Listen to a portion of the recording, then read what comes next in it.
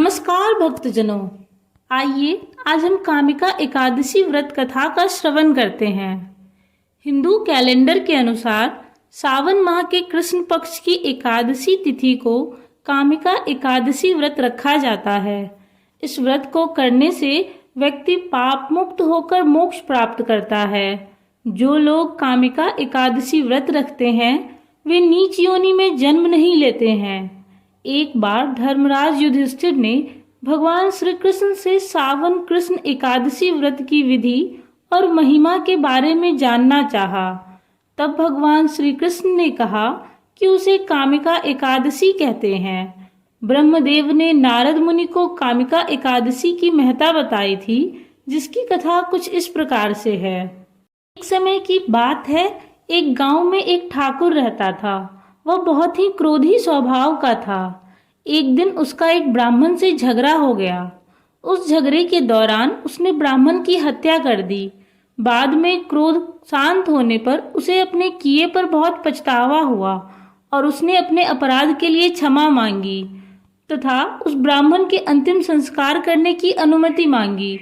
लेकिन उस गांव के ब्राह्मणों ने उसे अंतिम संस्कार में शामिल होने से मना कर दिया और उस ठाकुर पर ब्रह्म हत्या का दोष लग गया। ब्राह्मणों ने उस ठाकुर के घर भोजन करने से इनकार कर दिया। उसके किसी भी मांगलिक कार्य में ब्राह्मण नहीं जाते थे। समय व्यतीत होता गया।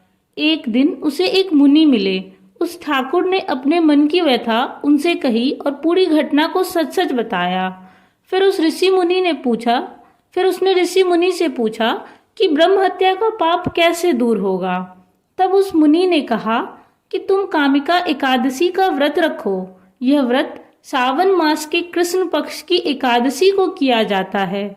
मुनि ने ठाकुर को कामिका एकादशी व्रत की विधि और महत्व को विस्तार से बताया। ऋषि मुनि के बताए अनुसार उस ठाकुर ने कामिका एकादशी का व्रत रखा और भगवान विष्णु का पूजन किया।